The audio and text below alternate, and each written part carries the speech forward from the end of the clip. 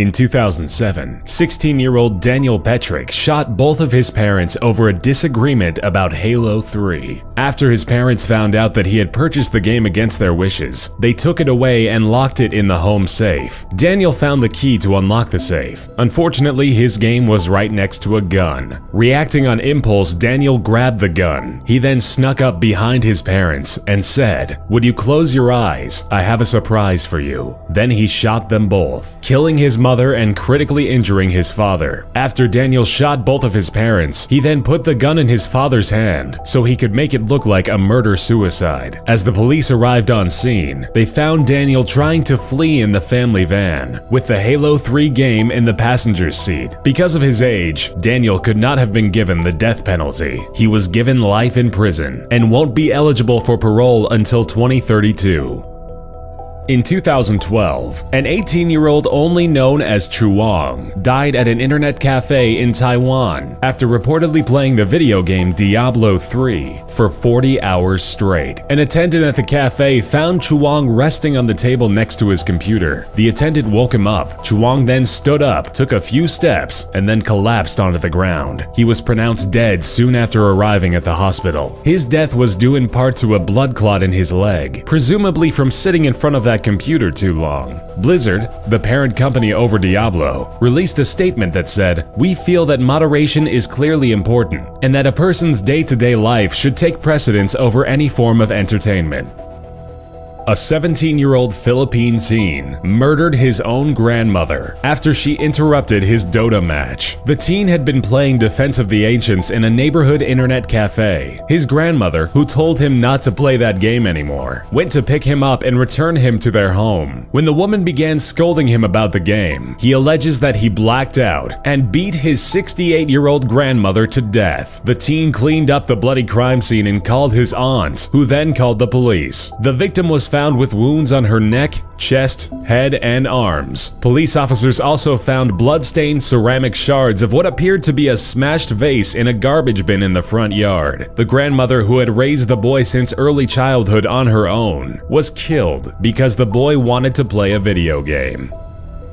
South Korean man Lee Seong-sop wasn't just an avid player of StarCraft, he was addicted to it. He let the popular real-time strategy game take control over his entire life. In 2005, he started spending all of his time playing the game, which cost him his job and longtime girlfriend. Lee would spend almost all of his money in an internet cafe to play it. He was used to playing 14 to 18-hour sessions, but when he started a 50-hour session, that was the end of his gaming days. At the end, he collapsed and died from exhaustion and dehydration. When it comes to games, there's a difference between healthy enthusiasm and an unhealthy addiction. In this case, the man's love for StarCraft consumed him.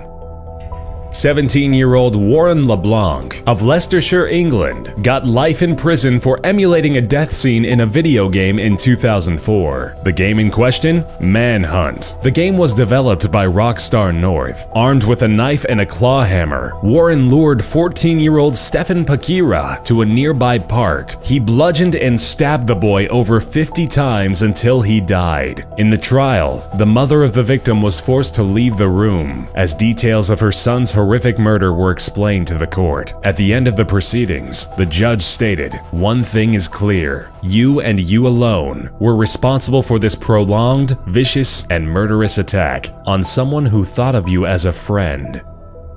In 2013, an 8-year-old Louisiana boy intentionally shot and killed 87-year-old Mary Smothers, his own grandmother. The event happened only minutes after the boy started playing Grand Theft Auto. Authorities believe he intentionally shot Mrs. Smothers in the back of the head as she sat in her living room watching television. Family and friends of the victim have stated that the victim and the juvenile had a normal, loving relationship and even shared the same bedroom. The sheriff's department released a statement saying investigators have learned that the juvenile suspect was playing Grand Theft Auto 4 just minutes before the homicide occurred. The boy, now living with his parents, won't face charges. Under Louisiana law, a child younger than 10 is exempt from criminal responsibility.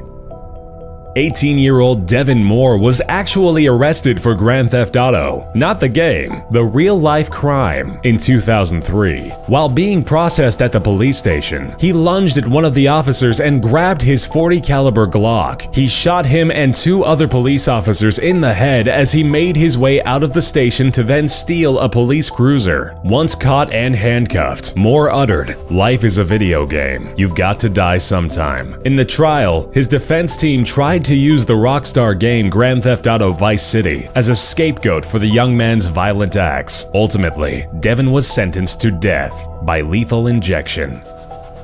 In 2014, an 11-year-old boy in the Philippines was stabbed to death by a 16-year-old male. Allegedly, the 11-year-old victim hacked into the older teen's online Dota 2 account. According to the family and police investigations, the victim was taken to a construction site where he was beat up by the suspect. His head was slammed on the walls repeatedly before being stabbed over 40 times. The 16-year-old suspect denied any contact with the victim. However, he was found with heavily blood-stained shorts and drops of blood leading up to his house. The stabbing was so horrific that the mother couldn't recognize her own son.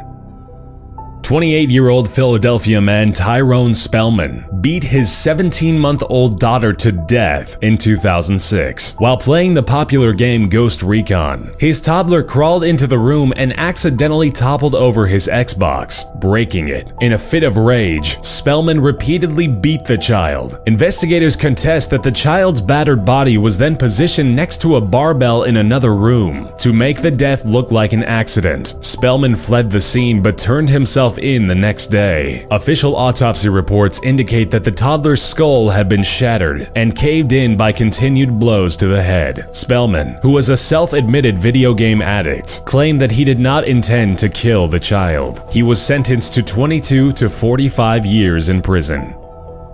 In 2014, 12-year-old Peyton Leutner was stabbed 19 times and left to die in the middle of the woods. The culprits responsible for the attempted murder were 2 of Peyton's close friends, 12-year-old Morgan Geiser and 13-year-old Anissa Wire. The 2 girls were trying to please a fictional video game character, Slender Man. They thought that if they sacrificed a real person to him, he wouldn't haunt them or hurt their families. According to court documents, they told detectives they had been planning to stab her for months. Investigators discovered more than 60 drawings of Slender Man in Geiser's bedroom. One drawing depicted a girl lying on the ground and a person standing over her with the message, "I love killing people." Once the pair lured Peyton into the woods, one of the girls pounced on her and started to stab her repeatedly. During the entire ordeal, the victim was screaming in agony and saying, "I hate you guys. I'll never forgive you. I trusted you." Once the attack was over, the girls ran away. Miraculously, Peyton survived the attack and crawled her way to a nearby trail where she was discovered by a cyclist. Leutner has made an amazing recovery from the attempted murder, and as of this year, the girl who came within a whisper of death celebrated her 13th birthday.